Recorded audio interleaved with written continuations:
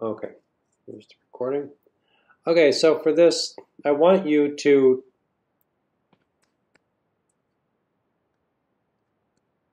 look at some pattern design. I want you to tell me which pattern design you're using.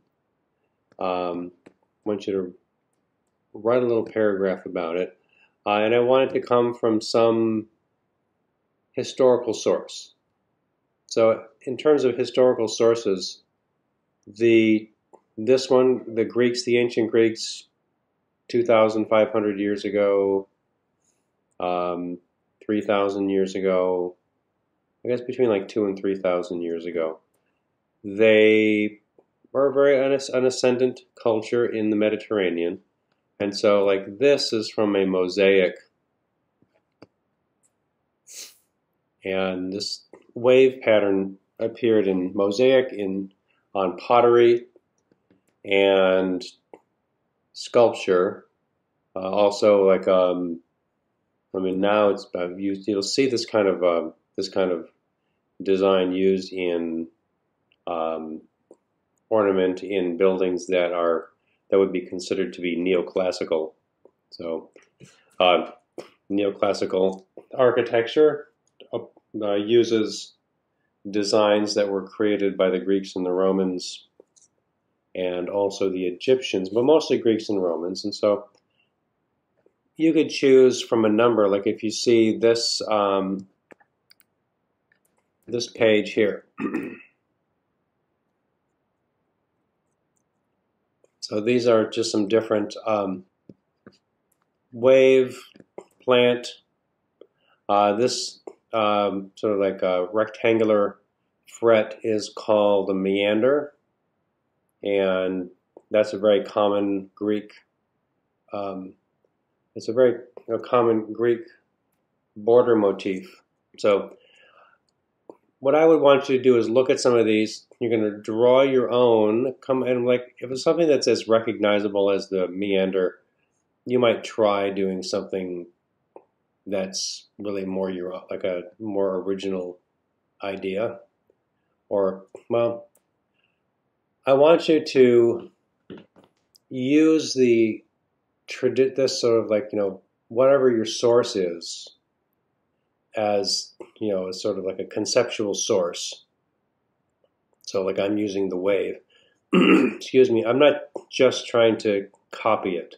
If you look at different Greek wave patterns, you see that there is a lot of variation. It does have this normally it does have this like really strong hook of the cresting wave. That's something that could be challenging to reproduce. So let's do. So if I come back to my overhead camera, you see Elliot is here. Hello, little bunny. You're right on top of all the work, kid. Come on. You gotta go up here. Go up here. Hey. Elliot, here. Look, there's a piece of paper. I hope you don't lie down on that piece of paper right there. Oh, sweet. You gotta go up there. You can't be right in front of me. Go right here. Right there. It's okay. Just go right there. Sweet and in the way. Okay. Now, yes, no, we still can't see. You gotta move over to there. All right. So I mapped out, I think this is about a 2.5 inch square. I ended up losing a little bit off the top here. And I came up with my own kind of a variation on the Greek wave. Looks kind of like it's a little bit lifted up here. I guess I could have linked it in a curve like that. Now that I think about it, that's certainly a possibility.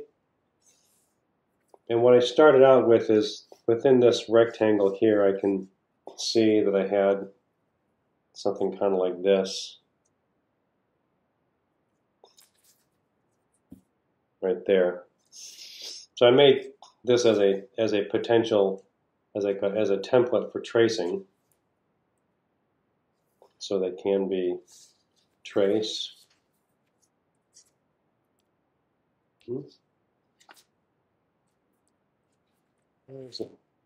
Oh yeah, it's right in there. I've got my grid of rectangles for painting. That is, yeah.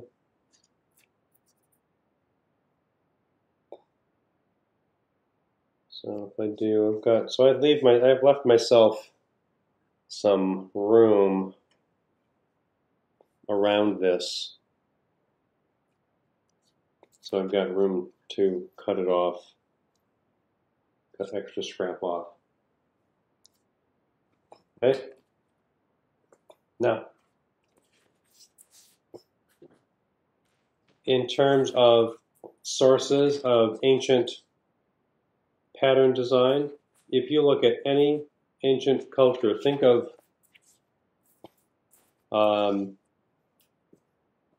ancient Egyptians or Persia, China, Japan, like this, these older cultures that have been around for a long time. Any European culture, this kind of like geometric pattern appears at the beginning stages of just about every culture. It's very common. Some of these patterns are very easy to arrive at, and that's why they are the first patterns that are created. So if I just do let's try this. Now let me just ask, do any of you have any questions about this assignment?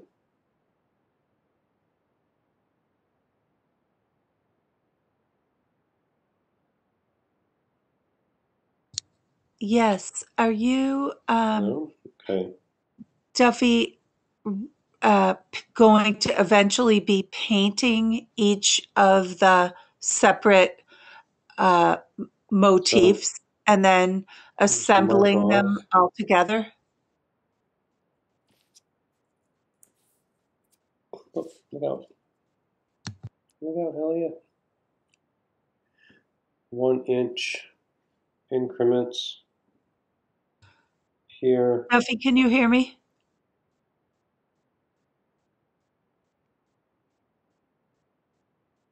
Duffy, can you hear me? It's Marion.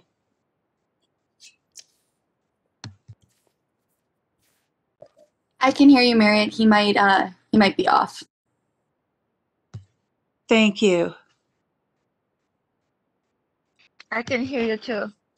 I think he doesn't hear us. I missed the class on Tuesday. Does anybody know, are you basically painting these things and then assembling them together to have 12 repeating after the one after the other in a line?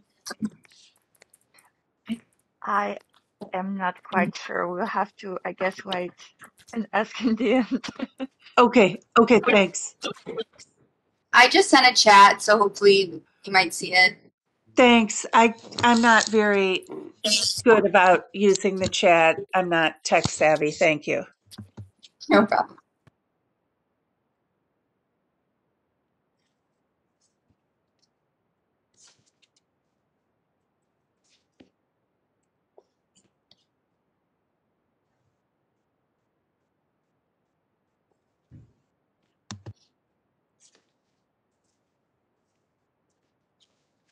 And let's try this. I want to make this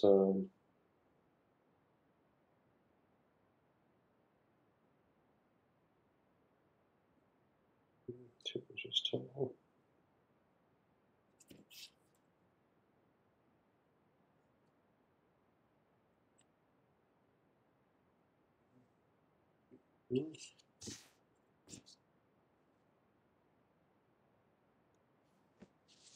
There.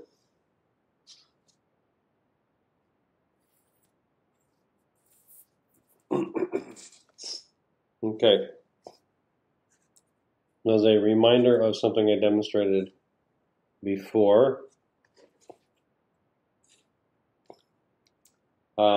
With this wave, I think that I really, if I could start it. Should I got a better idea?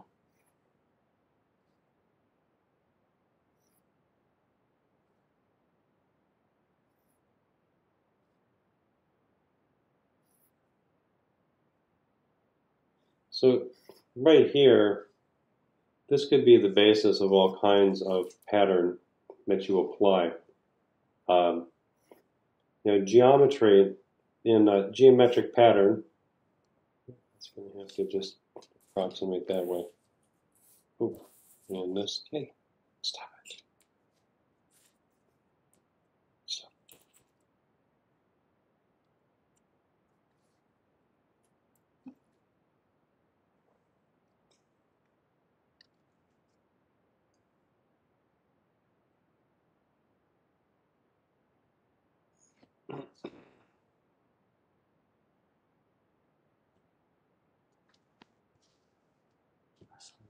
To approximate this diagonal there. Good. That's kind of cool. Okay.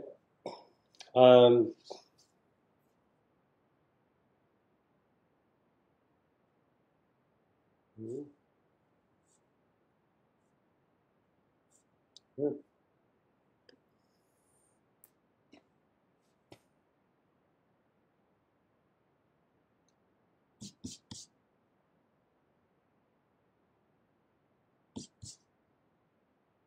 Let's try this. So pattern in design is a very common thing, and the basis of pattern is very simple. It's just a measured repetition of a shape, some sort of motif like a leaf, wave, all kinds of, just really anything that can be drawn in a simplified or stylized way and drawn with specific measurements can be repeated exactly, or for I guess functionally exactly, and then you have pattern, and we see it all over. But if you haven't, when you settle down to make it, you start to appreciate what's involved. So I erased this line here just to create what now look like overlapping triangles. You will have this background that's going to be a neutral right there. I think maybe, yeah, I think that's really all I would need as I do that. Okay, so that repetition, that's actually kind of good. Do I want to do anything interesting? Anything different like that? So here, I'm going to try something here. This might help you. Come back to this.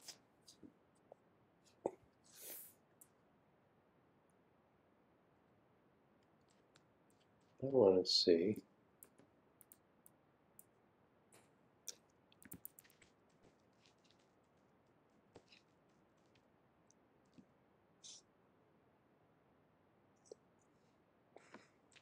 Now Persian, so Persia, it was an ancient culture, and the modern culture is Iran.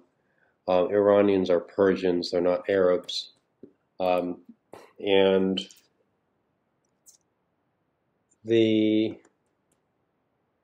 I'm going to say geometric pattern.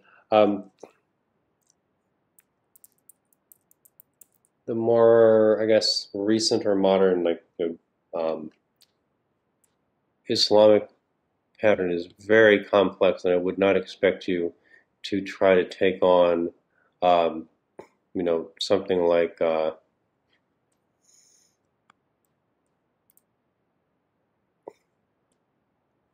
this. It's very sophisticated, beautiful. Excuse me. It's extraordinarily beautiful. The number of like just repetitions that are layered, just sort of combined in one overall design is pretty spectacular. But I guess maybe that might not be where I'm getting it, where I'm going to get my triangular pattern from. Yeah, so I think I'm going to look at Greek or Egyptian. Okay, if you are not familiar. So the Egyptians were more than those, like, you know, goofy profile figures. The Egyptians came up with all kinds of different pattern design. I want to see.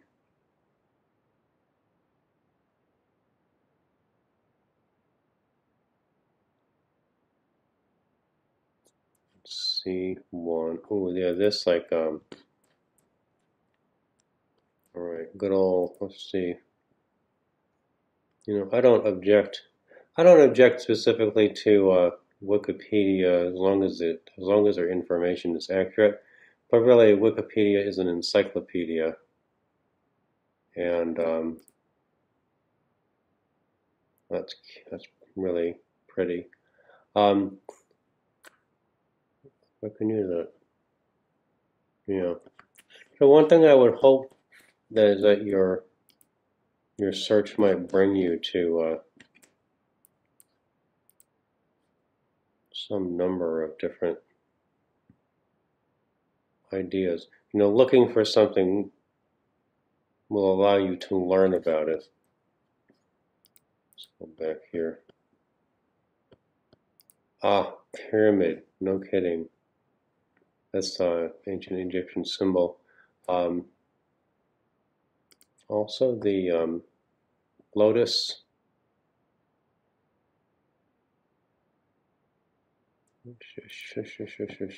That lotus design.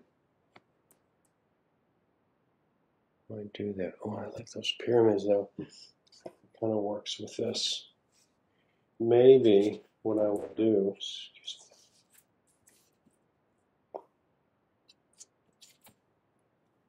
this is like 2, and maybe I'll take this one and just make it come down.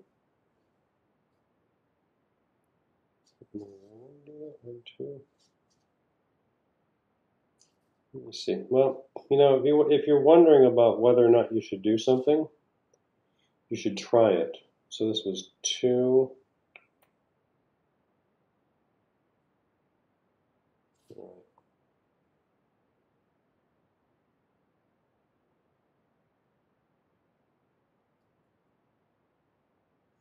I mean, this is just a drawing, and you know, if you try to just imagine it and think this pattern design I'm imagining will or will not work, and you don't see it drawn out, you really don't know.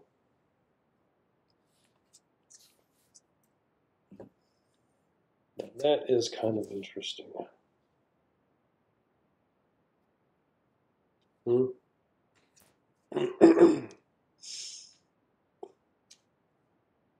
Okay. All right. So I like these overlapping pyramids. And I don't, you know, honestly, I'm not sure how accurate that is to ancient Greek or to the ancient Egyptian. Oops.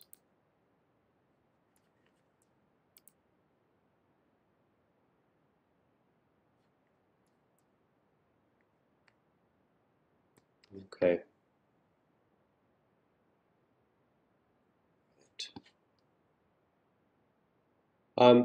Tessa, can you hear me? I see the chat from about 10 minutes ago that you said you think my screen shows that We can hear you, my but microphone I is don't on. think you can hear us.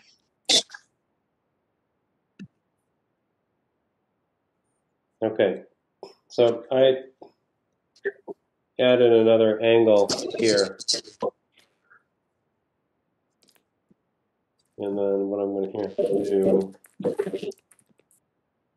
is that.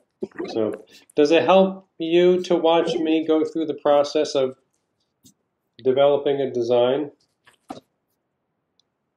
Anybody? Yes or no? Yes, but I'm thinking you're not hearing us. I just chatted him again. Thanks.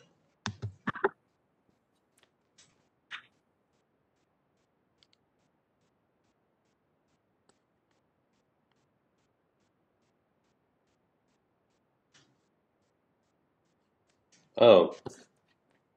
Um, Weird. Okay, so I don't. Okay, so it says, let's see here. Oh, unmute all.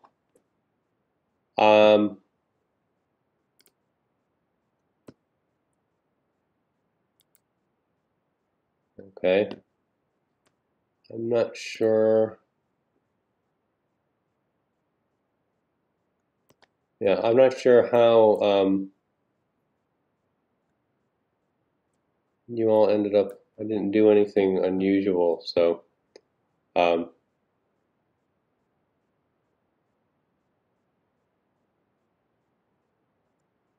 hmm. Try to unmute your. What have I done here? Oh my God! No wonder. No, my volume is up. It says my volume is too low. Can you try to say something now? Hello. Thank you. Okay, Hello. that explains the silence. I don't know why my my computer's sound was just a little below the maximum, so I don't know why it wasn't letting me hear you. So we had some questions. Marian had some question in general about it. Okay, let's. I'll be happy to answer them. So we're just wondering if that's supposed to be recreated, the design that we find, and just like, or it's supposed to be something we create based on inspiration. That's my question, at least. Yes, I would rather. I would rather you come up with your own interpretation. Okay, and as far as research goes, are we supposed to write something about like what was our inspiration and kind of like the idea behind it, or like which culture Yes, and what's up with this? Okay. yes. It doesn't have to be long. No more than a page. One, like a half a page is fine.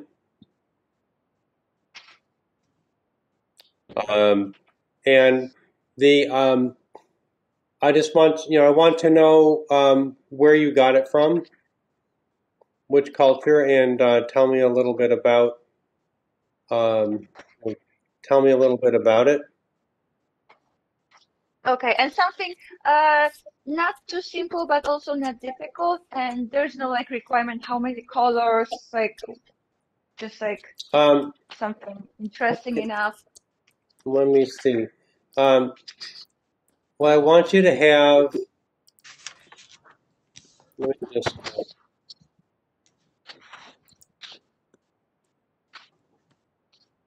Mm,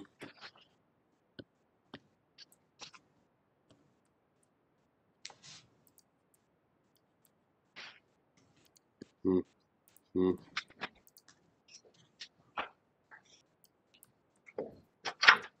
So the number of colors, minimum of, I want you to have like around 12. Like a number of steps in the transition.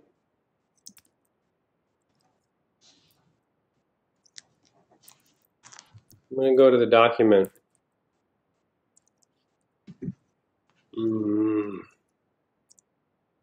Just a second. Signing into Blackboard. Things have been slow today. All right, let's go back to the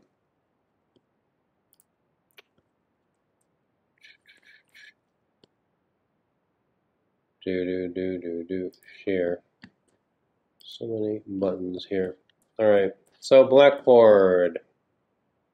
By the way, if you saw this message, today is a deadline if you have artwork you'd like to submit to the art department for the point of view student art publication or student juried exhibition. If that's not your thing, don't worry about it. But they wanted us to communicate that information again. I believe you already might have gotten information about it. I hope you did. Okay, so in assignments,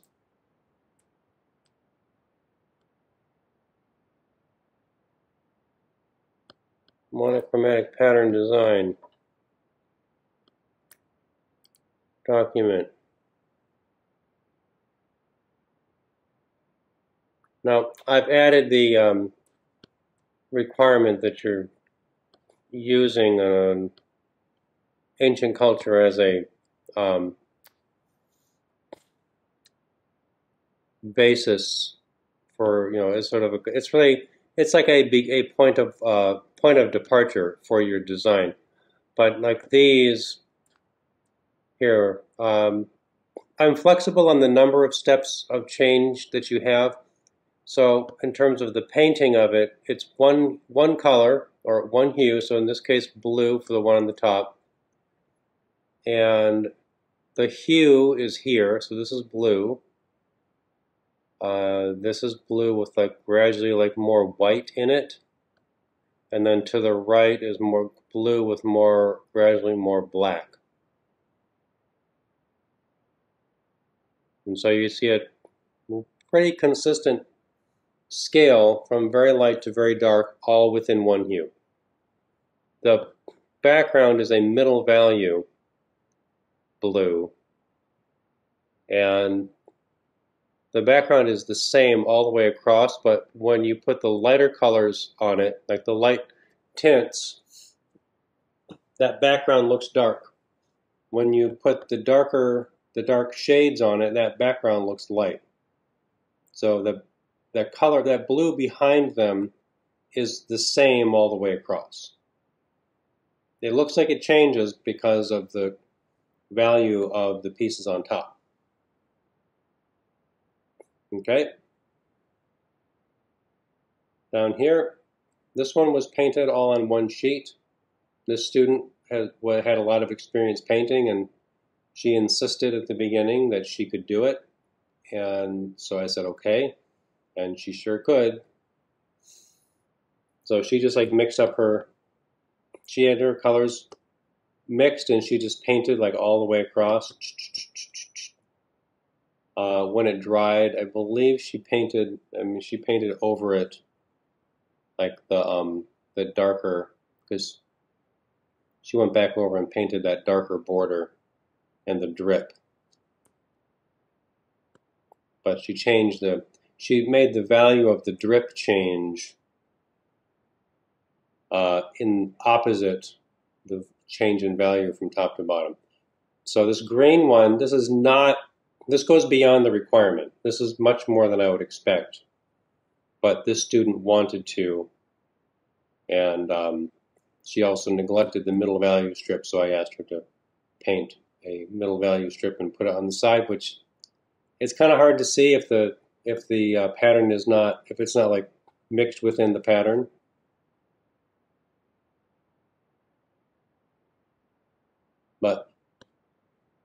Yeah. So the number of steps of change is approximately 12. This one has 1, 2, 3, 4, 5, 6, 7, 8, 9, 10, 11. 11 is acceptable. If you have, like, 5 or 6, that's not enough. Shoot for 12. Okay. Now here, I will update this to include the research component. But so here, you're working on the pattern. Let's go back to here.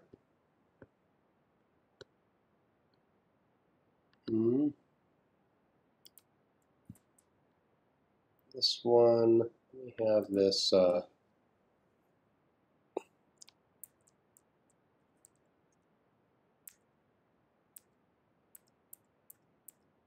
we go. This one was very large. I think this was about probably about 24 inches, probably like about 2 feet or more. So that shows you the transition and the middle value that's behind them. So what you do in terms of the painting is you paint for the pattern first, and then once you figure out which is your finished pattern, you identify the middle value, which is not necessarily the hue. The hue, like if it's red, is probably a little darker than middle value. With yellow, if you used yellow, which is challenging, the middle value would be darker than yellow because yellow is a very light color. But you can't paint the middle value until you have your scale, and then you can decide approximately where is the middle of my scale in terms of light and dark. Duffy, Yes. I'm confused about this middle value.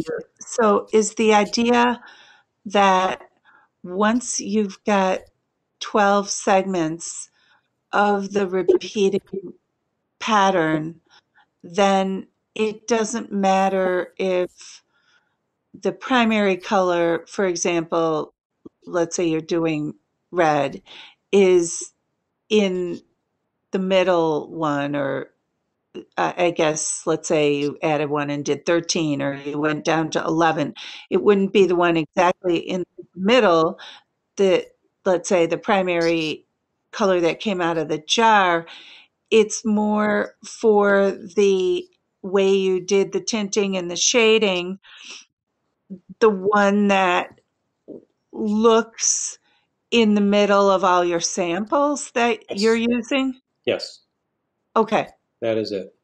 And then on sizing, when you were doing that demonstration, I'm sorry I wasn't able to join you on Tuesday, but when you were just this morning doing that demonstration with those rectangles so that you were starting to create the overlapping triangles, that is not a defined exact size, correct? You mean in terms of the overall length of the pattern? Yeah, because this blue one that looks like sailboats or something above us or whatever it is, Yeah. if that was super large, it sounds like you gave people a little sway on Yes, I did. how.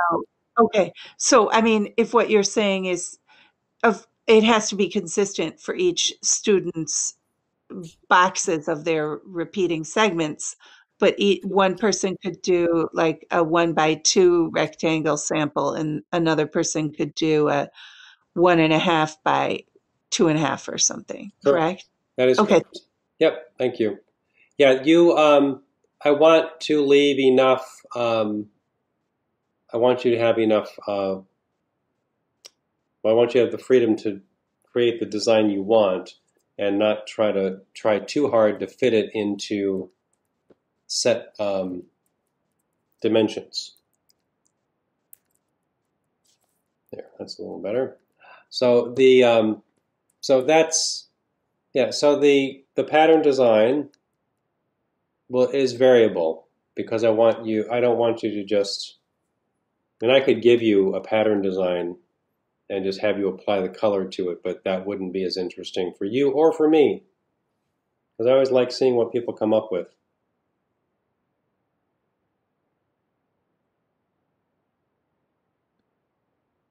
Okay. So the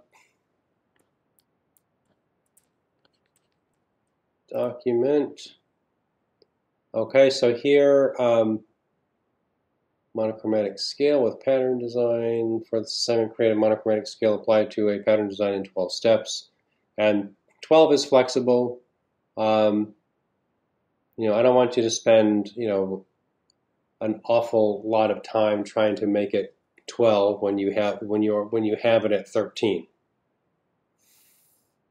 Okay, so before painting, settle on design of your instructor's guidance, and that's sort of like, there's actually a lot to that part, which I've been emphasizing the design development so far. And then when painting, begin by painting the pure hue, adding small amounts of black to darken it. Paint the lighter part. To paint the lighter part of the scale, begin with white, gradually add blue if you're using blue. Paint 30 or more color samples in all, so you have plenty to choose from. And, as with the color wheel assignment, you paint color samples that will dry flat and opaque. Flat meaning as little, like minimal or no texture, and then opaque meaning you cannot see through it. All right, when finished painting, arrange your color samples from light to dark on your table and edit them to 12. From very light, that should be very light, vert light, to vert dark. So your goal is to create a scale of consistent intervals or steps of change so that there is a smooth progression from the lightest to the darkest. Think of it as a flight of stairs. The change in height of each riser and a staircase has to be the same. Otherwise, it would create an awkward experience. Balance light and dark values so that the overall appearance of the scale is not too dark and too light. Sometimes I see scales that where there is a lot of light, like a lot of really nice gradual transition from the lightest, into the middle value, and then, there might be just like from middle value to the darkest, there might be 2 or 3, because the student was emphasizing the lightest value because that was working well, and then they just kind of forgot, like, oh no, I'm supposed to do these dark ones. So try to make sure it's well balanced between the dark values and the light values. Just try to make it as even as you can. I don't expect perfection because you're doing this kind of thing by hand. A lot of the, as with everything else that you've done in this class, the projects are meant to help you to refine your judgment in terms of visual things. So you're the one that will judge how even and gradual the scale is. Okay. And be aware, pure hue is not necessarily the middle value of the scale. All right, so they're, that's the reason I point that out, is that sometimes I've had students assume that the hue is the middle and get an unbalanced looking scale. All right, so when your scale is selected, identify the approximate mid-value color and then remix some paint and match it. This is for painting that middle value background. Adjust the value to produce, so like if I say, like with the sailboats, if I started with this, like if I think like I lay this out before I even cut the that shape for the pattern motif out. Approximate the middle value mix up some paint, figure out how long it has to be, and I'll do a demonstration of painting a longer strip of this because you have to, you've got to, if you want to try to do this, like this one here, this really long, you want to try to do it as, like, paint it quickly so that you're not working the surface of the paint too much, which means that, like, because this paint, if it starts to dry a little bit while you're painting, then you're going to just be painting texture into it. You can, if there's a way to, like, hide a seam, you can do the background in more than one piece. So that's something that has been helpful to many people. Even here, I'm not sure. I think there's a seam, like there is a seam like in the middle. She did a very good job of hiding her seam. And you would just cut it, make sure you have a sharp blade in your knife, and then cut it, and just, like, butt them together. It's challenging, but in this case, we're going to, this is the kind of, this assignment might be easier for me to communicate in person. So you'll just do your best to do what I'm asking of you. Okay. So here with the middle value strip, let's see. So just to clarify, it's supposed to be, the shapes are supposed to be cut out of the paper. It's not just one painting. No, that is correct. Yes, it is a collage. So you're going to cut the pattern. Okay. Those pattern tiles are separate, and then they're laid on top of the background. If you wanted to. And the background being the middle, the main hue, or it doesn't matter which exactly we pick for the background, lighter, darker. Well, that background is all the same. When you look at this, the sailboat looking kind of motif, that background is all the same color. It looks like it changes and gets lighter to the right side. Yeah, I get it's the same, but I'm just wondering if it has to be the middle it could be value, or it can be I've had students do like a smaller shape of the middle value and then lay it on top. And as long as you have the middle value represented consistently in comparison to the pattern, it's okay.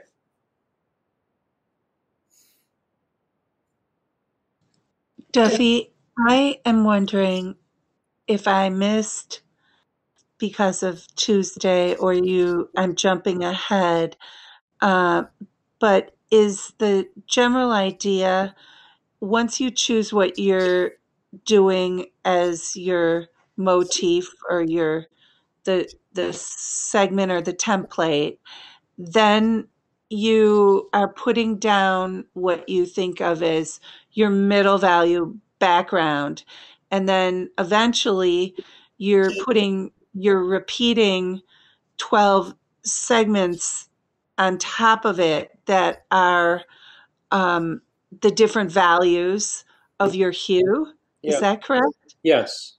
So it's almost like you're literally placing these cut out, I don't know, pieces of painted media paper or something in whatever shape you've decided on top of a strip of the middle value color? Correct. Okay. Yep. All right. So thank you. Yes, you're welcome. Thank you for the question. And I guess what I was originally wondering is, are you taking 12 separate triangles and attaching those together, but it's really just the cutout template 12 times on top of the long strip. Yes. Okay, thanks. Yes, that's a very that is a very direct way to complete the assignment. Yes.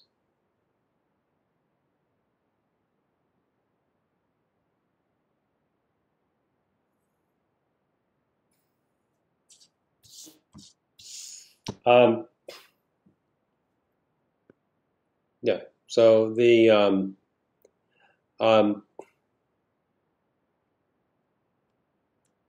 now let me go to have to back to this and make my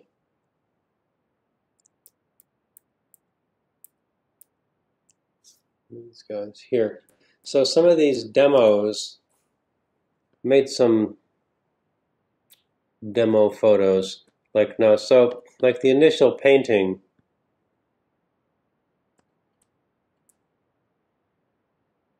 like here. Let's just make that a little bit bigger. Let this thing go freak out and buffer. So you can see like in this really brief video clip,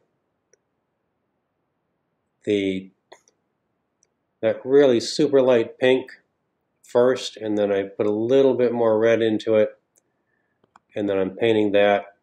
And I'll play this again once it settles down. There we go. Okay, so one more time. There. So with the really light color, I'm using a lot of paint because I want to make sure it stays opaque. Good, and I prefer to give myself a little border around each of the samples. Okay, so that's a short enough video that I was just able to embed it right into the blackboard. I'm not sure why this one's not showing up. No, oh, it's not giving me video. Well, I don't really feel like messing around with that. So here, there are some pictures. That is an enormous photo, right? A little bit of red. Where's my white? This one's a little smaller. There we go. Yeah, so there's a smaller amount of red on the brush.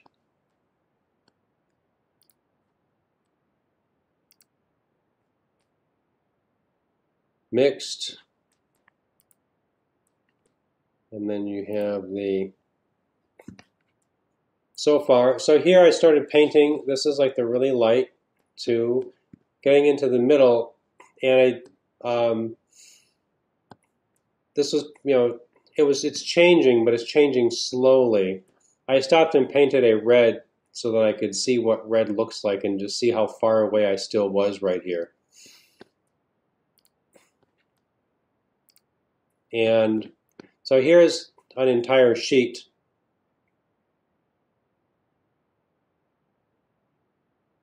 And I think this is a different one that I gave myself. I painted some like red here as a demo. That is my red right there. Okay.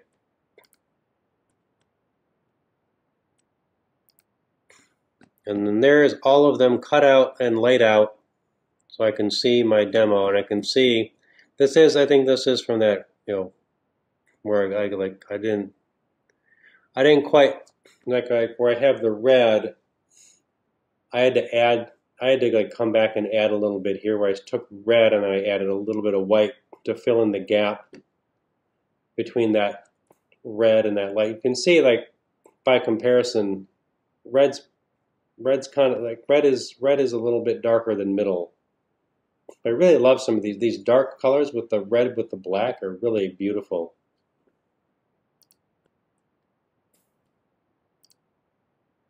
And then here is my first cut. This was my I got it down to 12, and I can see like the dark side of my scale is nice and even. The light side is even until I reach that point where it has to sort of like jump in value from that sort of pinkish color to the red. So in this scale, I would need a little bit more just before I reach red in the tinting. All right, so this is kind of what the process looks like of painting and selecting. So go back and check those out as you work, if it helps you to answer some questions. And hey, Dennis. No, Dennis, it's not time. So, Duffy, if I could ask you to repeat for the very light ones, which Yeah. I thought were pretty. I like those. I like pink. You started with a glap or an amount of white, and then you just gingerly added a very tiny bit of the red hue. Correct.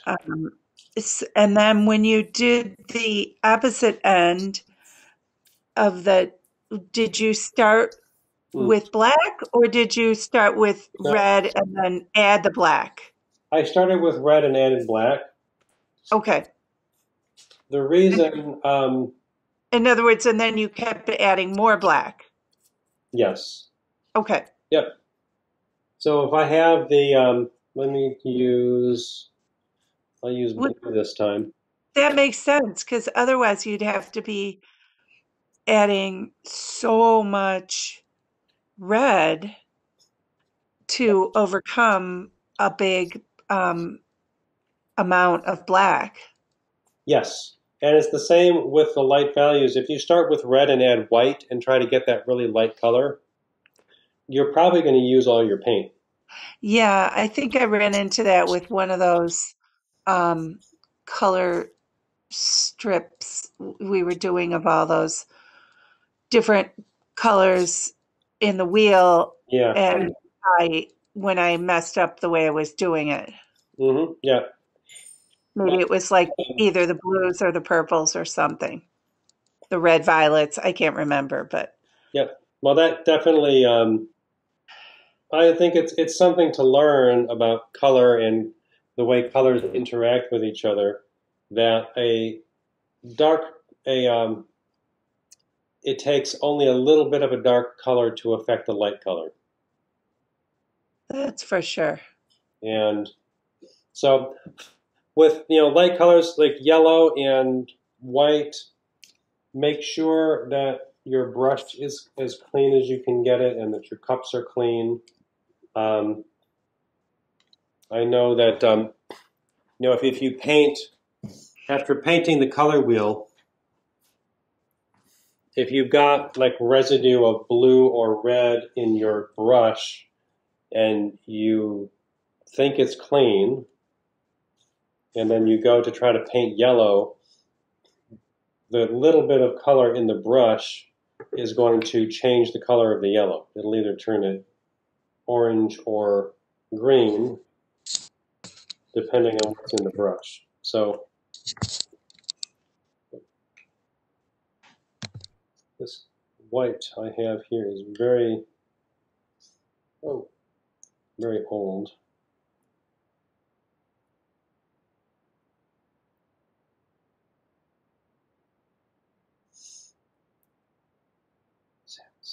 Don't use it.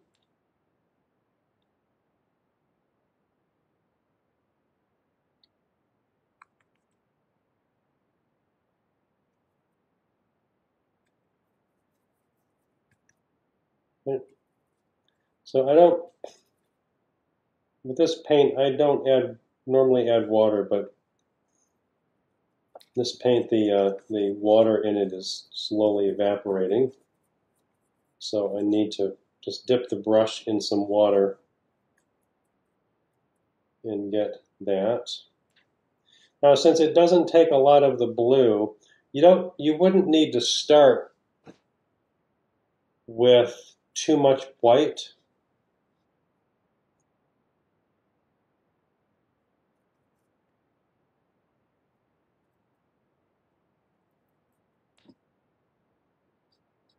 But you do need enough. I mean, I'm not adding, at the first I'm not adding a lot of blue, but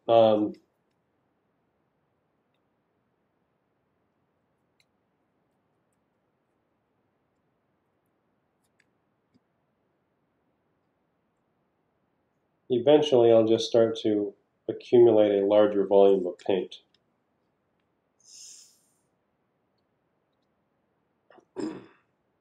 Okay. Now this is not not as fine of a brush as this other one, so I'm using this to just like get the white out of there and mix it. But I'm going to have to grab a different one of these flat brushes to do this. And I probably have a little more blue than I actually want. Just like this much blue on the brush, if I mix it into there, it's going to be way too dark. I think I might just take this and scrape a little bit off right there.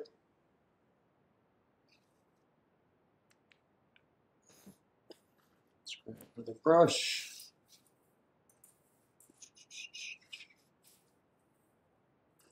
All right, this will do.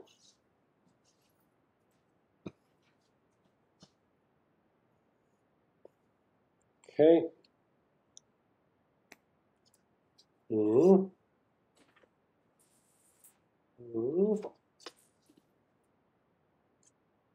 Elliot, there's going to be hair in my painting. Here.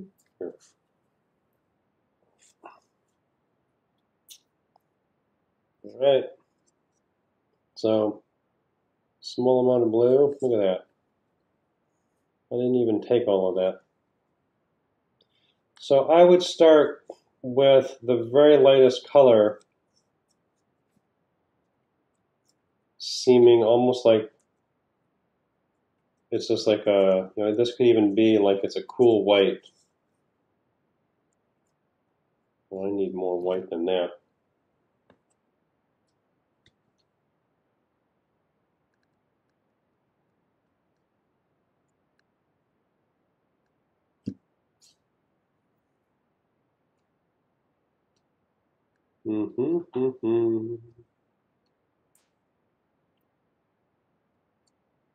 Right.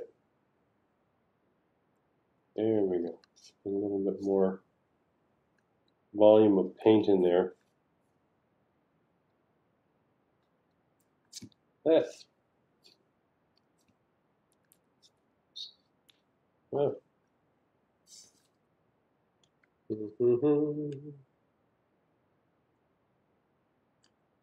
There we go. Quit goofing around and actually put a decent amount of paint in there. Oh, this jar of white is just about finished. I'm gonna pour a little bit of water in there and try to rescue it. Oh. So hopefully your paint is in better condition than mine. I've had this jar for several years, that's why it's like that. Sometimes you do buy, like if you buy a brand new bottle of this stuff and it's been sitting around on a shelf for several years, you might open it up and find that it's kind of sticky like this one. So just a little bit of water. I would be very careful and incremental if you do need to thin the paint. Don't pour water in because you're very likely to put way too much in it, and at that point you just need to start adding more paint. which can just end up in like this never-ending, like you put a bunch of white into it and then like put a bunch of paint in, it's not enough, and then you end up using all your paint. Good. A little more. So I want to get this the right consistency.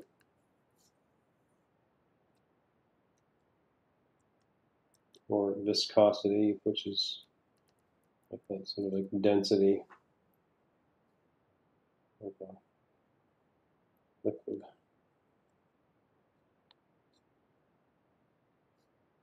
All right, that's much better. Oh, that's beautiful. So that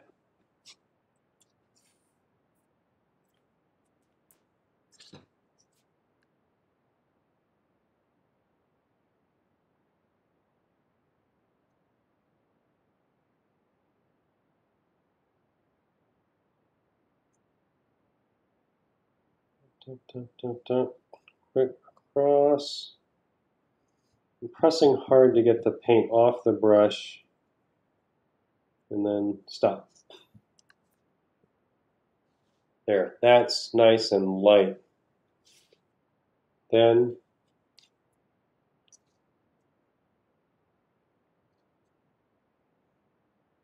a little more blue.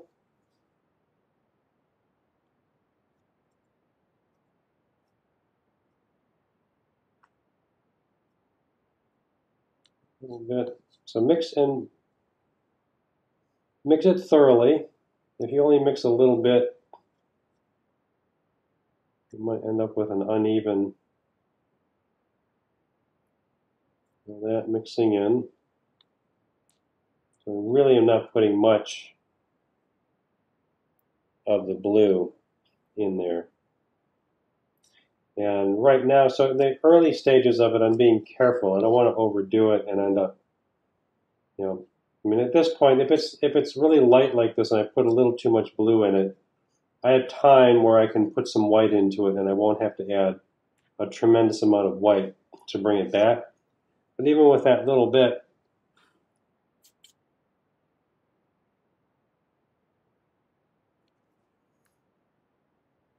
it's not a lot of difference there.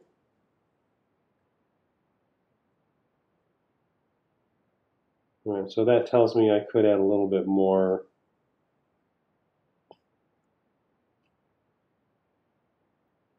There, and I'll stop obsessing.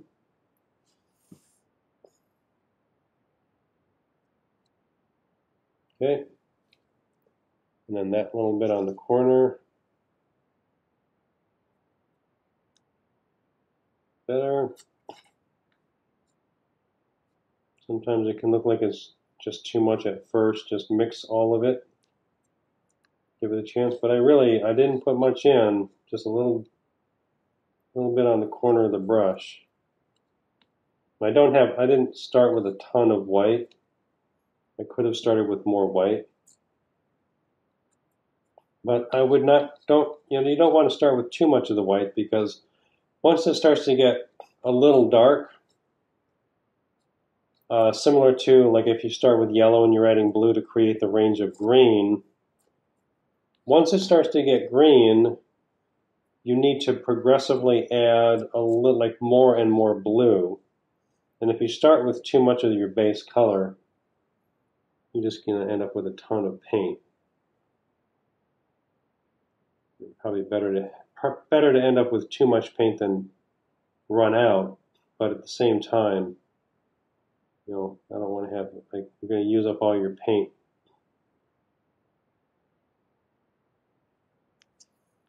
Good. Yeah, there's a difference.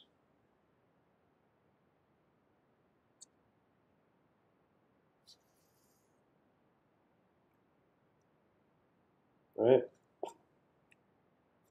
So, like, at this point, if I think that this is too much of a transition, at this point I would be, like, if I want to add white to try to back it up, then I should do it now rather than, I guess rather than later. if you get through all your painting and then you realize, like, after the fact that you're missing something, then you can target, like, I could like come back and specifically try to recreate that.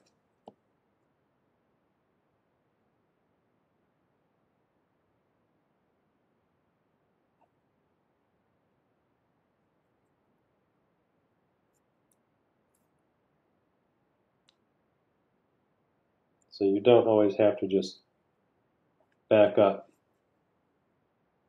and make it all in one sitting.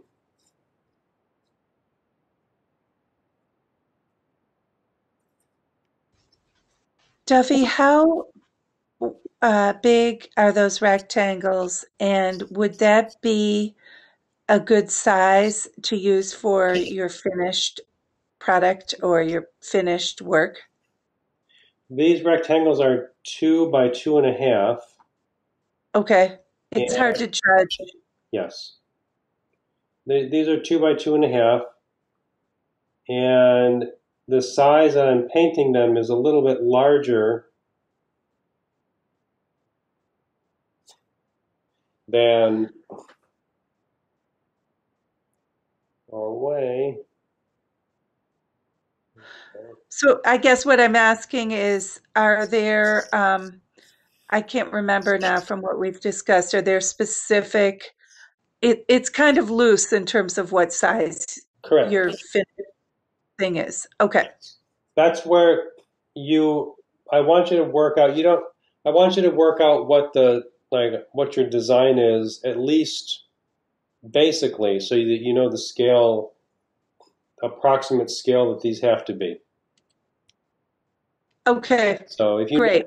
if you know ahead of time that you have a long, like if you know like the finished size is going to be like 1 by 3, then this wouldn't be the right. This wouldn't be the right. These wouldn't be the right dimensions.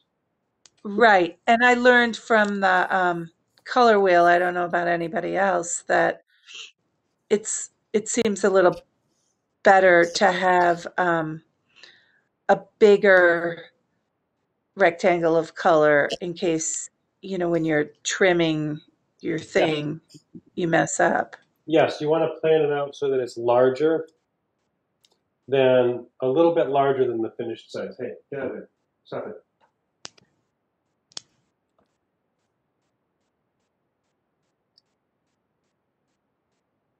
I mean, it's better to make it too large than to find that the piece that you need is too small for what you're doing.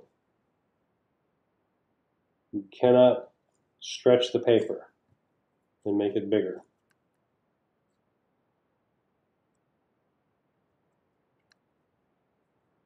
It's not like that.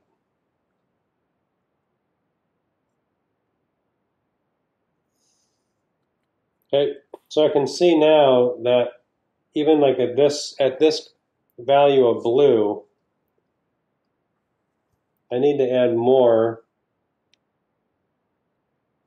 gradually more blue to make it change, because like this, I've added a little more blue.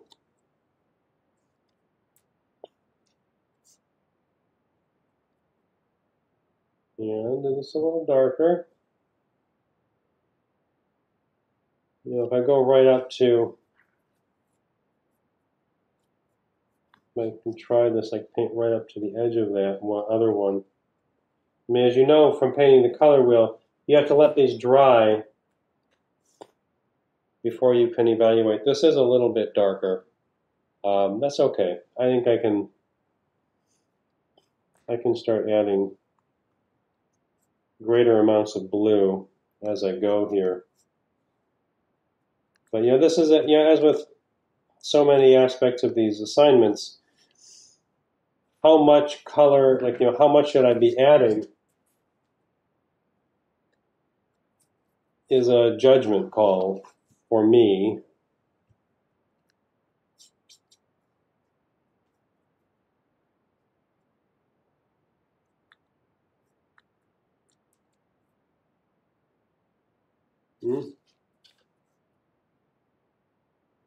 Yep. So I definitely added more blue for this one, but it doesn't look like it's changing that much. So it's a little bit, it's not a lot. So I need more. Now, you want to be careful. If you overdo it, then you're going to make it too dark. So don't hurry. I mean, it's better that they're too gradual than not gradual enough.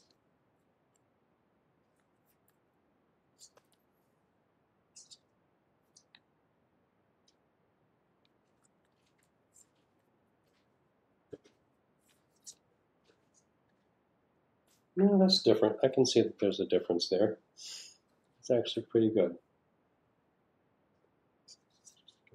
Wet.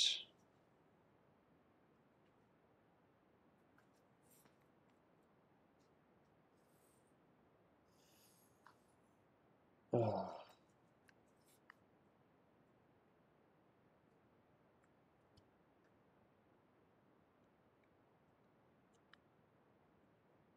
Okay.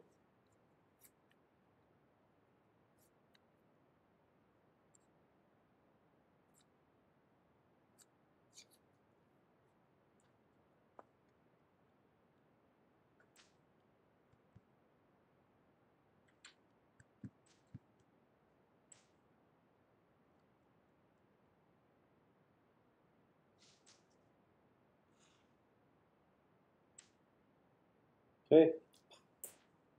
Good. That's better. I wonder if I just add a little bit. Oops. Let's see. That seemed like it was a little too much when I first put it in there. Let's see.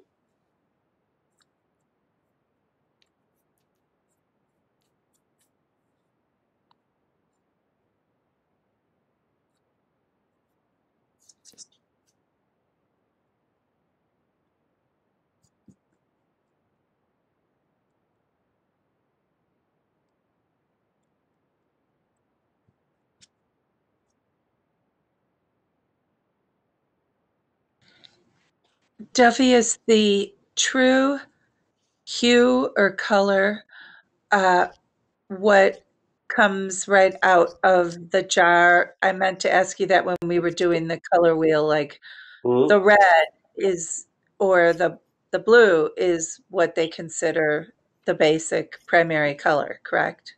Yes. So Okay. they create that. Uh, started to dry. Shoot, I need to get a rag for this. Yeah. So the color that comes out of the jar of red is considered to be your pure hue red. So that's red with that is unaltered.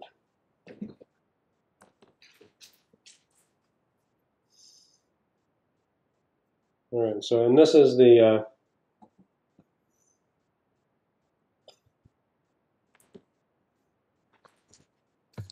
And so sorry, but one more question. If you were doing a color that was not primary, would you just start with a big uh, bowl or container of, let's say, green, and then pretend that's a primary almost?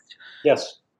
Okay. So if you wanted to use a secondary or a tertiary, you would just need to mix up enough of it that you have enough for the assignment. And that would be important. It would be more work. I would have like a container that has a lid that can close tightly. And so if you wanted green, you just mix up a lot of green and make sure you have plenty of it for the assignment. Because remixing the green, since it's a combination of blue and red, would be, you could get it really close. I think it would probably not be quite possible to, I don't think it would be quite possible to do it exactly with like the methods we're using. So this is my blue hue, which is drying. I painted this out just so I can check to see where I'm at in terms of my scale.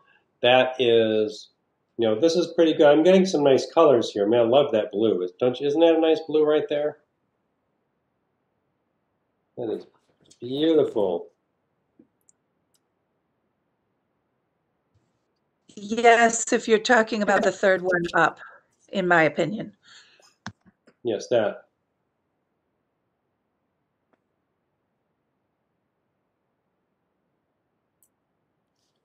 Okay.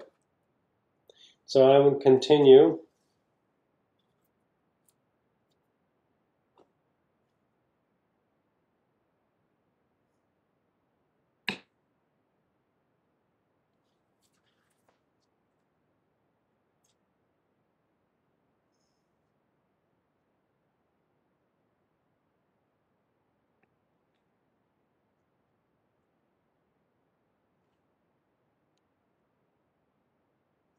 So this, I started with a little, if I'd started with a teeny bit more white, I'm getting a little bit kind of scraping the bottom here.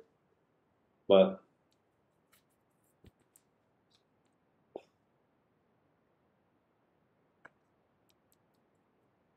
I think I got it. I think I got enough.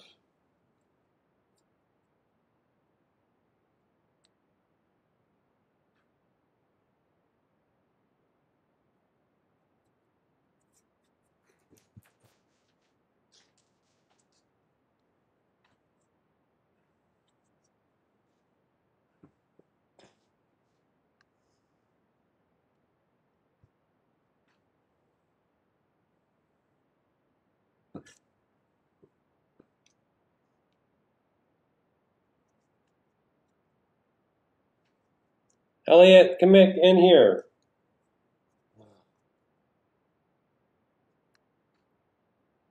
Right now, I'm supposed to get up and go play with Elliot. That is what he's up to right now. Not allowed that I ignore him for such a long period of time, but we're going to have to negotiate on that. Better. Okay, so y'all got the idea here. With the blue with black, I'm going to stop. I'm just going to paint this one last.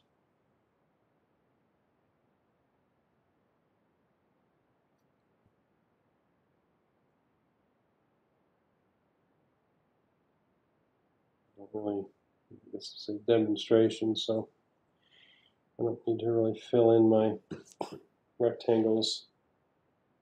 That's good. You can see I'm still a ways away from blue. Getting close. I'd have it. I think with this,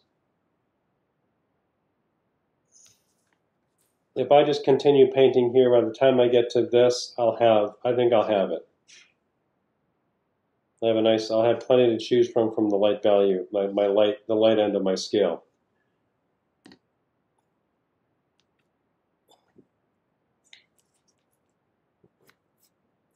With the black,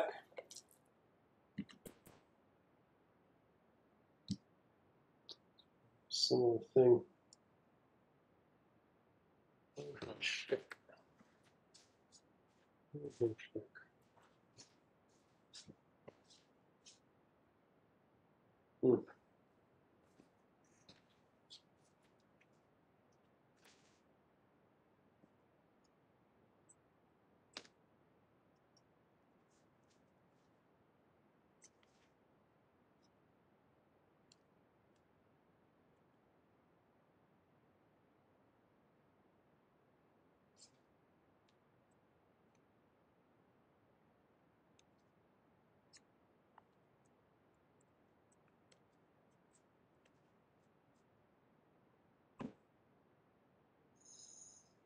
Mhm.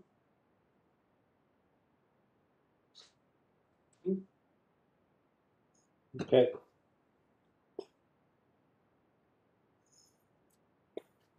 All right, so I did the my blue.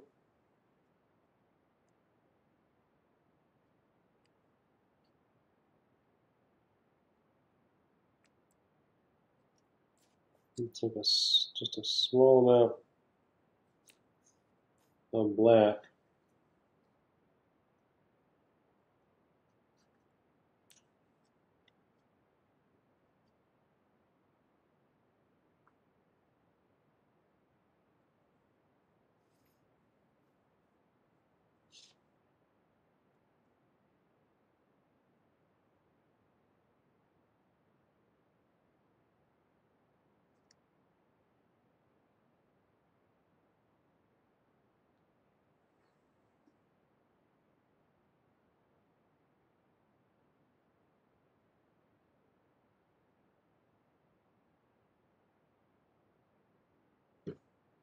Okay.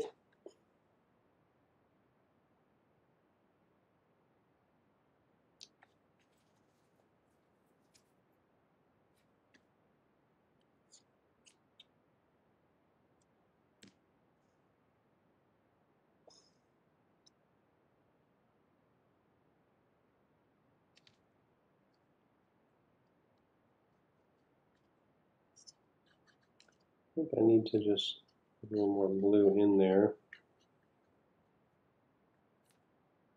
to begin with.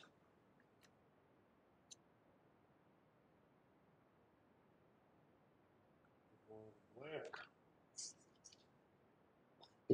This can be a little challenging to see since the blue begins very dark, and when you add the black to it, it just makes it darker. You have to wait till they dry in order to see exactly what you're getting with the shades of blue or the shades of red.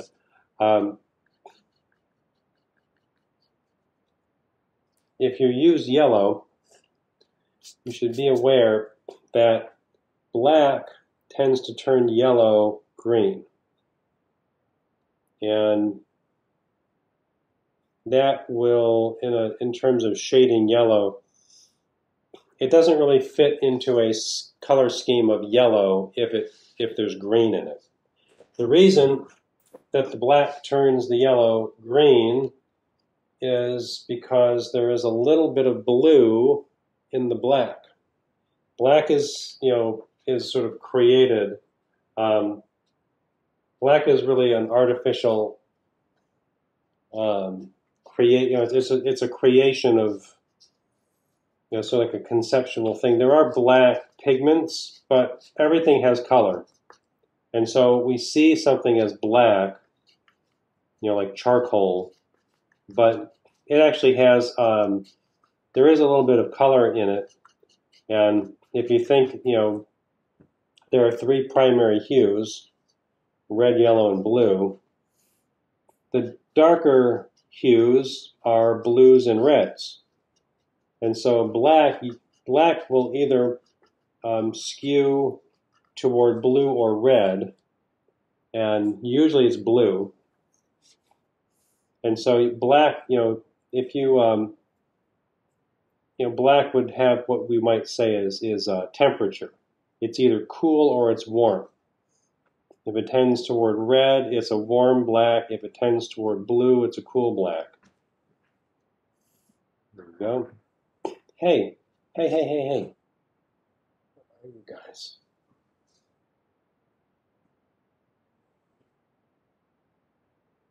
Well, anyway. He was right behind me, and now he's someplace else. Okay, so I do have to let these dry in order to evaluate them. Yeah.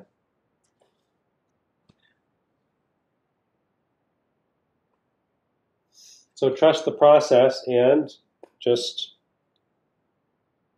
keep darkening it. And as you add more black and darken it, you need to add an increasing amount of black to darken it to the same degree. You really are not going to need as many of these shades. I mean, this blue, you can see this transition. This blue really is not in the middle. Oops, you can't see that because I've enlarged it. There. This blue is really like just in the dark half of the scale. You can see a little bit of transition here. I want you to explore what you can create in terms of shades of blue. It is hard to see it, but if you keep adding black, even if you can't see it until it dries, you know that it's happening. So just use this process, trust this process, and you will get some usable results.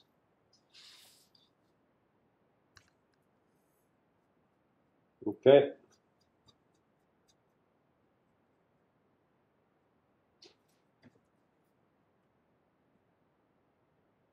There.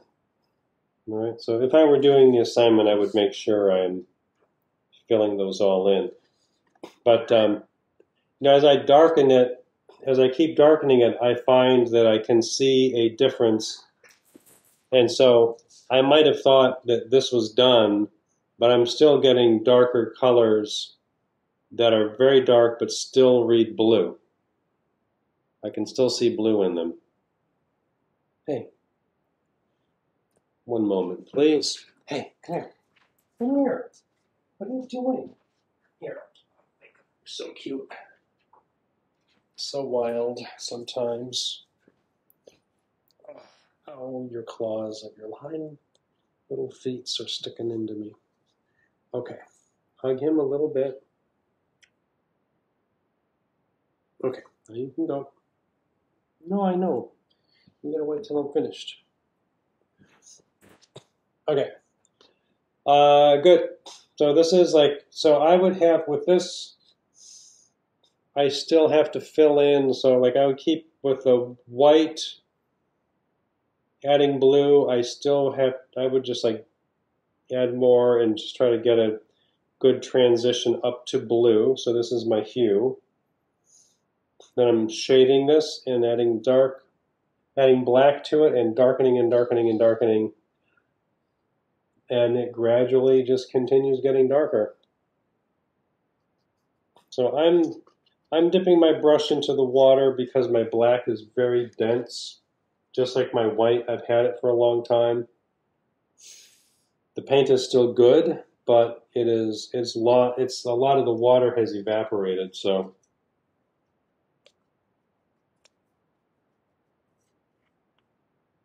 I need to thin it a little bit. I'm still getting opaque layers of paint here.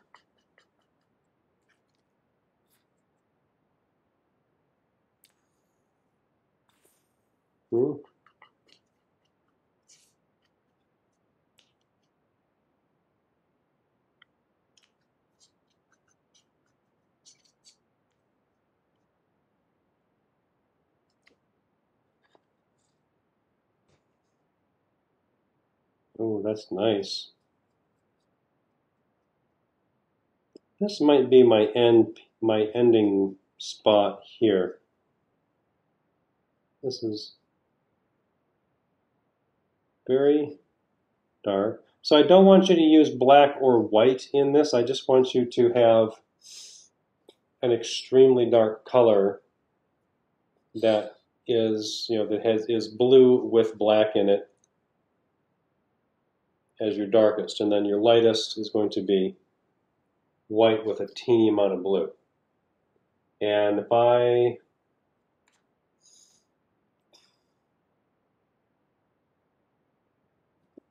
just going to take some black.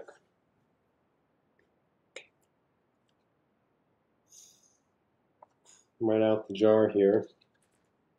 Oh, crap.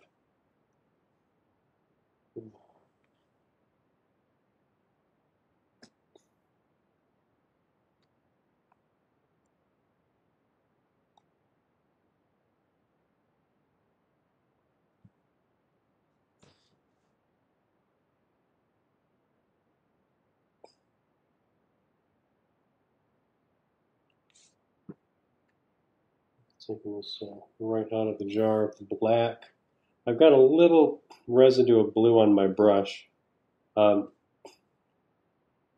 wanted to put something down that is more like the true black.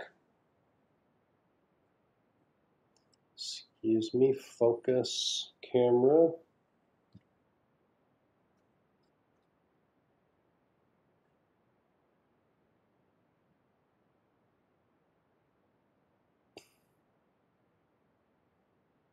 There we go. There, now that's black. So you can see, if you put the black down, you can see that this isn't. So what you know, when you're darkening it, you might think, oh yeah, this is, once it gets a little dark, you might think like, oh yeah, that's as dark as I can make it. You know, I started thinking that here when these were wet, but you can see that I still had a ways to go. And putting black right there helps me to understand. You know, like if I put the black right there and just put it, you know, abutted with that, I can see how much darker. I can see that this is really black, and that's a shade of blue. It's a light shade. Here's another. You can see that's what true black looks like next to these guys.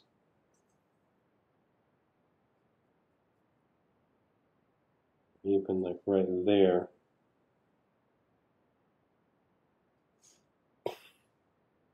So that can help me to understand exactly what I'm doing here and what I'm getting. Okay, good. Does that help to see my painting process and hear me talk through it while I'm doing it? Yes, for me. Thank you.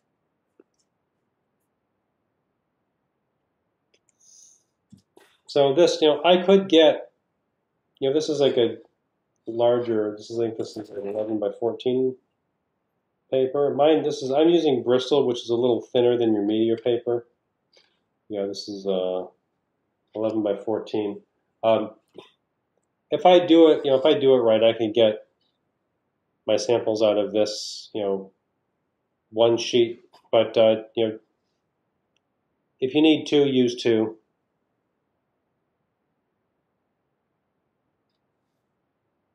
Yeah, that's cool. But even just like that, you know, I think I was painting for less than an hour.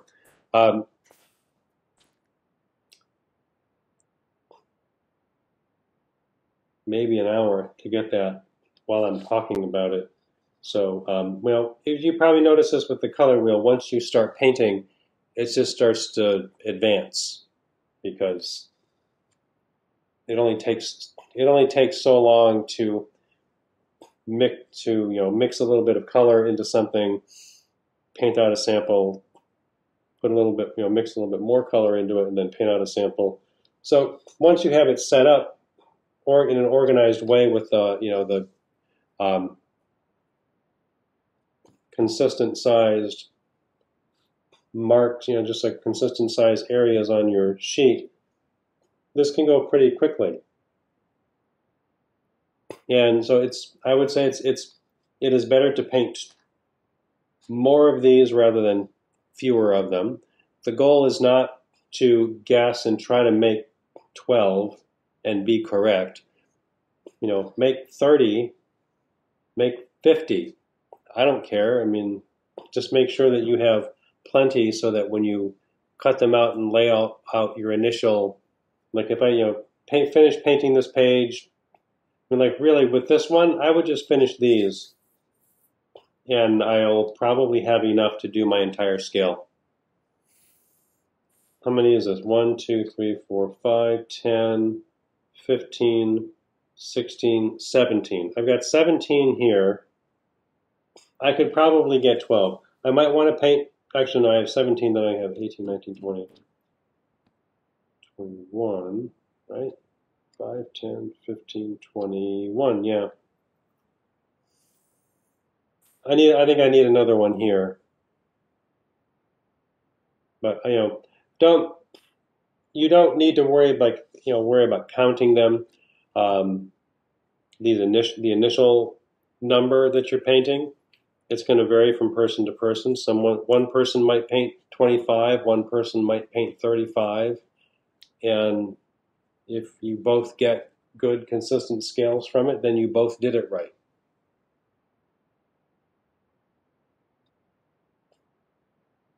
But it's not like if it sounds like painting 30 or 50 is a lot, don't think about it. Just paint them.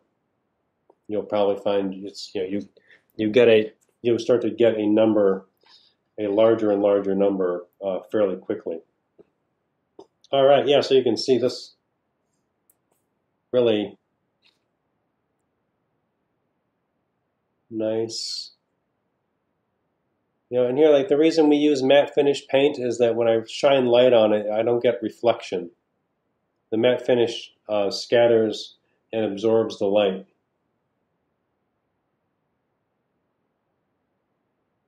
All right, that's my painting demo. And then if you have like drawing demo or drawing demo, when you're, just when you're planning this out, then, just draft a series of consistently sized rectangles, and just initially you can start with geometry as it is the most direct way to do it. That's why the ancient cultures use geometry. I like to draw on gridded paper because it already has a grid. These are small. These are like 1/4 inch. Are they? Oh, these are this is like a metric. These are 3/16. I think this is a metric grid. But if you use something like a gridded paper like this, then I buried my pencils someplace.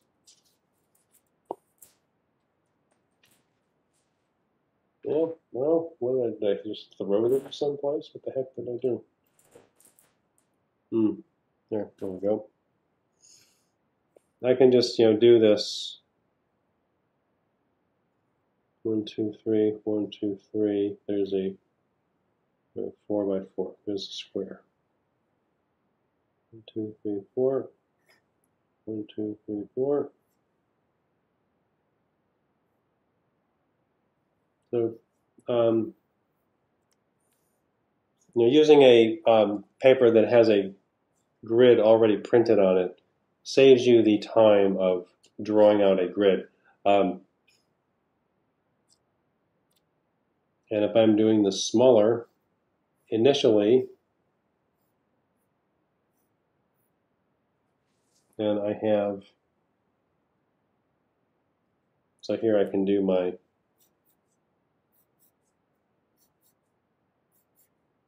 initial pyramid. So I'll be drawing down to this corner.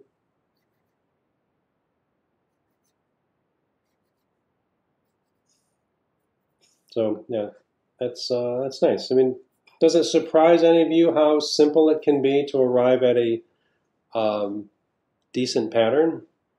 I mean, I'm not doing a whole lot here, and now it looks like pyramids. Maybe I would, if you have a hole punch, a hole punch with like a moon, that would be slick. This is going to make it even make it deluxe. Now I like it. But Duffy, my question about this would be, is the reason you drew those, I don't know, 6 different boxes next to each other, or moons and pyramids, to have in your head your final viewing of how you feel about the pattern, and do you want to tweak it or change it, versus actually in the end, you're really just creating one template and then continuously cutting it out of the different color sample paints that you did 12 times that you've selected, right? So this, sketching it out like this allows me to see what that repetition would look like. Okay, so that like it's a do I want to change the pattern? Yes.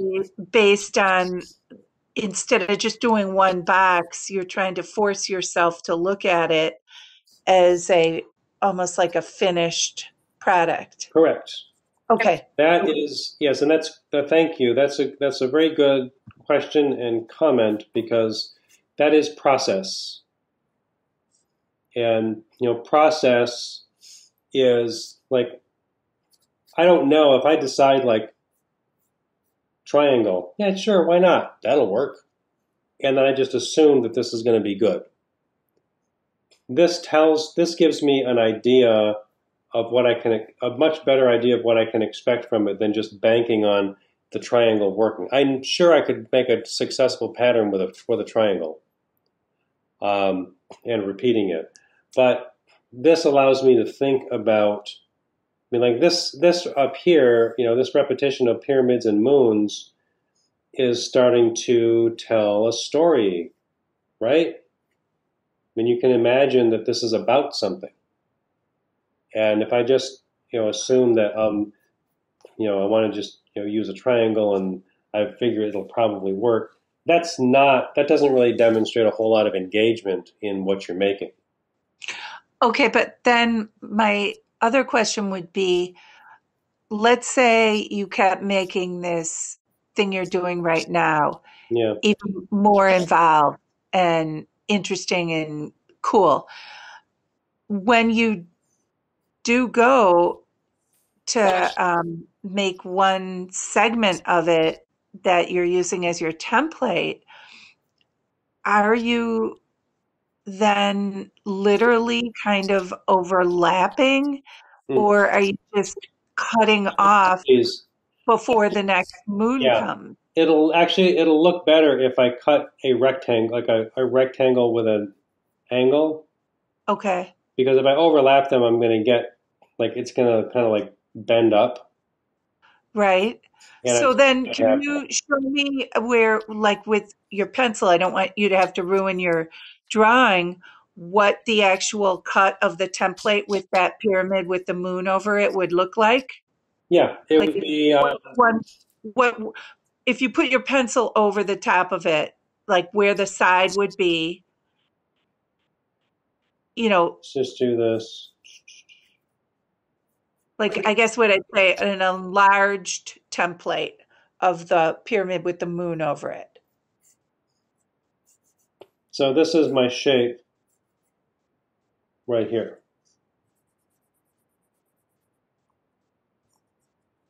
So really, for this pattern of the pyramids, I would repeat this shape. But would you cut that part off with the line going down on it? I would not. I would just have this shape right here. There would be no vertical. Oh, I see what you're saying. So that it would just keep touching each other. Yes. And then what about the moon? Would you attach those afterwards? Yep. I would put I would like that's a separate shape. That's a separate shape. This I'm just goofing around with like some like sand dune or something. Um, I don't even know what I'm just kind of like, just like turned out to be this braided pattern. Um, if this is my back, like, I have this big rectangle of the middle value, and I cut out this geometric shape here and the circle, I can just lay them down on top. Okay. And you would measure so that you're putting them in the correct spot. Yes. So if these are all consistently sized, and I've worked, so like, with this initial sketch, and then this more, measured, like this, like, more measured drawing, I would know my dimensions. And so I could lay it out, like if I have like the middle value strip here, I could put some light pencil marks so I know where I'm putting all of these.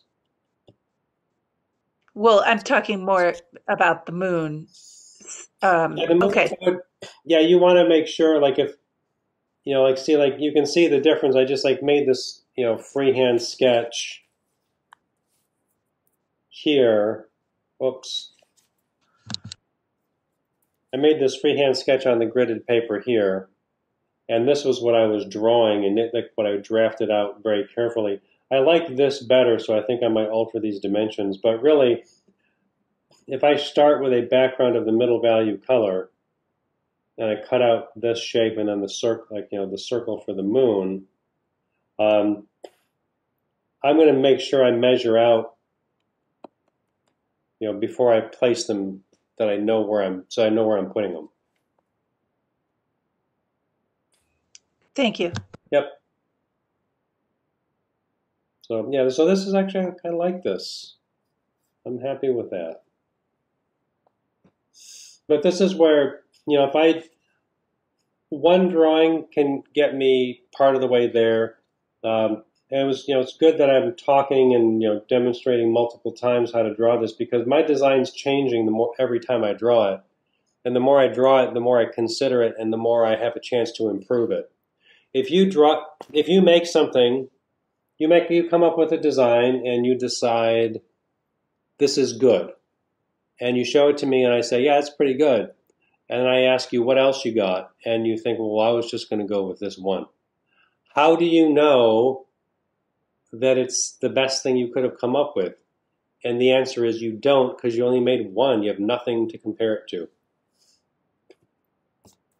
When you design for people, they expect to see more than one option. They want you to show them different ways that you could solve the problem, because they're paying you to do it. When you're being paid to do it, tends to motivate you to, work a little harder to just sort of like come up with like more and more interesting ideas.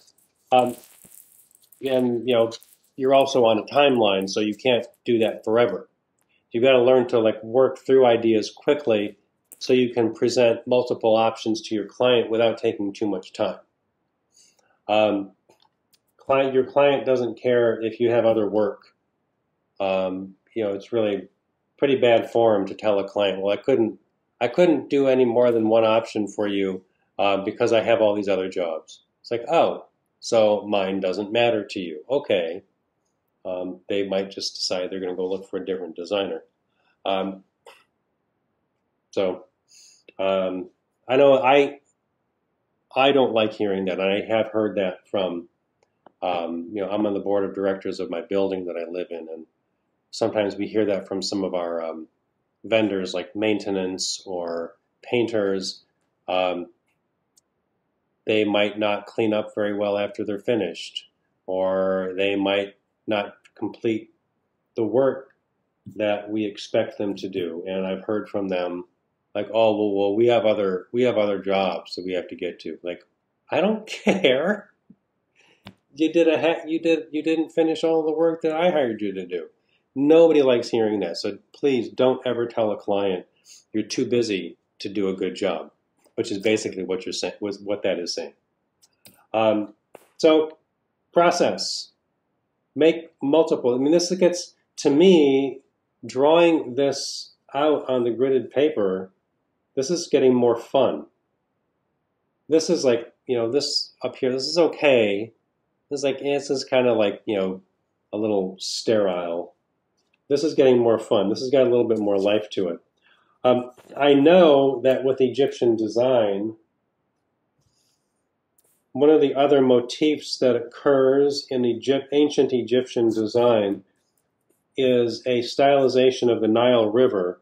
The Nile River was very important to the ancient Egyptians because it's a water source, and that means that you can, that means really like you can live. It allowed them to farm. It allowed them to fish. Fresh water is really critical to human life. So one of the stylizations, I think I'm going to do, like if this is my, there. 1, 2, 3, 4. 1, 2, 3, 4. If I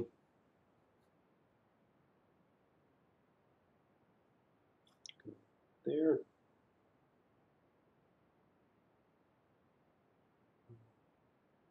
No, it has to be this. This to here.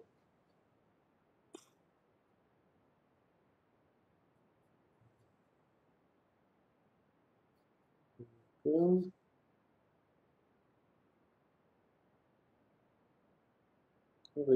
So every fourth one I want to come back through the center, which is below the peak of the pyramid.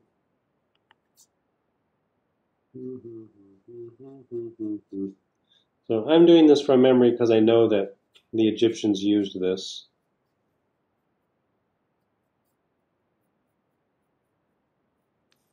And then I might add a little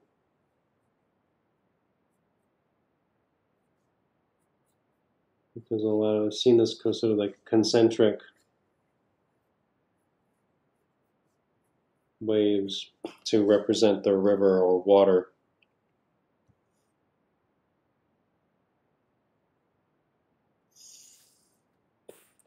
This looks like I don't have enough room. So I think I'm starting to develop a second pattern here.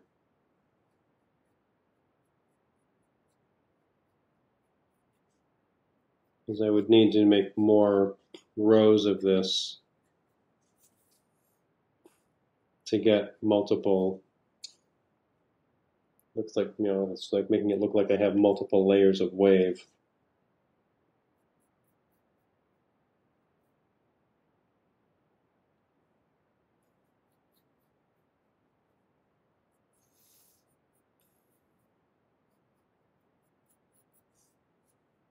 Yeah, I think I'll back it up and just do my pyramids.